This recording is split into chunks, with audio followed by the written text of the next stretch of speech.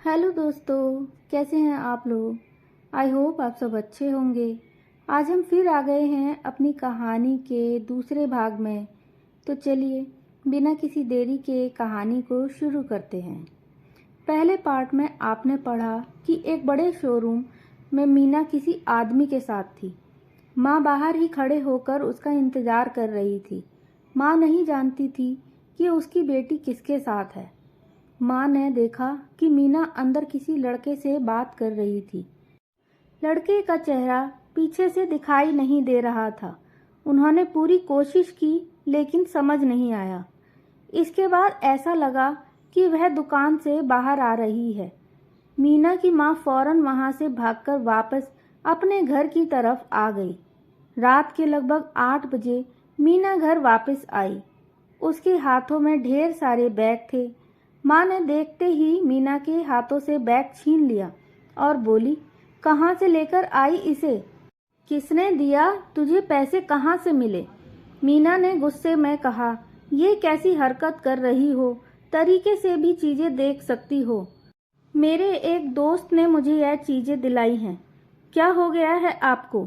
माँ शांत हो गई और उनके दिमाग में आया, अगर वह इस तरह हरकत करेंगी तो मीना को समझ आ जाएगा। उन्होंने शांत होकर कहा, तूने ही मेरा दिमाग खराब कर दिया है, तो ऐसी ही हरकत करूंगी। कौन से दोस्त ने दिया है? ये तो काफ़ी महंगे कपड़े दिख रहे हैं। मीना ने कहा, हाँ ये कपड़े महंगे हैं। मुझे वो दोस्त नौकरी देने वाला है, मुझे फैशन शो में लेकर जाएगा। वहाँ मुझे ये कपड़े पहनकर जाने हैं। मीना ने झूठ बोलते हुए कहा, ये कपड़े मुझे वापस करने हैं, पहनकर वापस देना होगा। मीना की माँ को उसकी बातों पर भरोसा हो गया। उन्होंने कहा, कितने पैसे मिलेंगे? क्या काम करना होगा? मीना बोली, अभी तो मुझे सीखना है, इसलिए मैं अभी उसके साथ केवल देखने जाऊंगी शो। इससे मेरी पहचान भी बढ़ेगी और मैं ये सब कर भी पाऊंगी। मीना की माँ ने मन ही मन सोचा, ठीक है, जब इसे यही करना है तो कर लेने देते हैं इसे अपने सपने पूरे। मीना की माँ को उस पर भरोसा हो गया था। मीना की माँ ने कहा, क्या नाम है उस लड़के का जो तुझे काम दे रहा है? मीना ने कहा, मोहन नाम है। मैं पास के मरियम स्टोर से ये कपड़े लेकर आई हूँ, वहीं से उसने मुझे कपड़े दिलाए हैं। मीना ने ये बात सच कही थी और माँ ने भी उसका पीछा किया था, इसलिए उन्हें भी यह बात पता थी, इसलिए उन्होंने उसकी बात पर भरोसा कर लिया। मीना ने कहा, कल मुझे सुबह 7 बजे ही निकलना है, इसलिए मेरे लिए खाने को कुछ मत बनाना। माँ ने हाँ बोला और अपने घर के काम में लग गई। मीना बहुत खुश थी और मीना को खुश देखकर उसकी माँ भी बहुत खुश थी। अगले दिन सुबह मीना को उठाने की जरूरत भी नहीं पड़ी और वह खुद ही उठकर तैयार होकर सबको बाय बोलते हुए निकल गई। घर से बाहर निकलते ही पड़ोस के सोनू ने पीछे से आवाज़ लगाई, अरे मीना, आज सुबह सुबह कहाँ निकल पड़ी इतना सज धज कर? आज तो लग रहा है महंगे कपड़े पहने हैं तूने। मीना ने सोनू को इग्नोर मारते हुए कहा, टोक दिया ना, कभी भी अच्छा काम करने के लिए निकलती हूँ तू जरूर टोकता है। तू हमारे घर के बाहर ही पहरा देता रहता है क्या? सोनू ने चिढ़ाते हुए कहा, हाँ तो क्या, इतनी सुंदर लड़की हमारे मोहल्ले में रहती है, पहरा तो देना ही होगा ना। मीना ने फटकारते हुए कहा, चल चल अपना काम कर जा, फालतू की बात मत कर। ये बोलते हुए मीना आगे निकल गई। उस दिन मीना को आने में बहुत देर हो गई थी। रात के लगभग 11 बजे मीना घर वापस आई। माँ बहुत देर से मीना को फ़ोन लगा रही थी, लेकिन उसका फ़ोन भी बंद आ रहा था।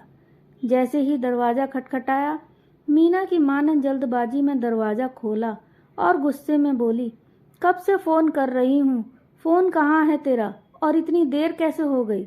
मीना ने कहा, अरे माँ, घर में तो आने दो, बाहर ही सब पूछ लोगी क्या? मीना ने खुशी खुशी बताया, माँ मैंने आज रैंप वॉक किया है, पहले ही दिन मुझे रैंप वॉक करने का मौका मिल गया है। आप समझ रही हो, आपकी बेटी का सपना पूरा हो रहा है। माँ खुश भी थी लेकिन उसके देर से आने की वजह से घबरा भी रही थी। माँ ने कहा, वो तो ठीक है, लेकिन इतना लेट? मीना ने कहा, अरे मेरे सर मोहन मुझे छोड़ने आए थे, घर के बाहर तक छोड़कर गए हैं। क्योंकि बहुत देर हो गई थी। आप उसकी चिंता मत करो। उन्होंने कहा है कि इन सब पेशे में देर हो जाती है। अगर कभी देर होगी तो वह मुझे गाड़ी की सुविधा देंगे। मीना की माँ ये बात सुनकर खुश थी कि चलो उन्हें बेटी के आने जाने की चिंता तो नहीं रहेगी। उस दिन मीना अपने साथ बैग भी लेकर आई थी। माँ ने मीना के हाथ में इतना बड़ा बैग देखा तो पूछा, इसमें क्या है? मीना ने कहा, कपड़े हैं, कल मुझे लेकर जाने हैं रैंप वॉक में, मुझे ये पहनना है। तो इसे घर क्यों लेकर आई? माँ पूछते हुए बोली। मीना ने कहा, अरे मेरे बॉस कल नहीं आएंगे इसलिए उन्होंने आज ही कपड़े दे दिए।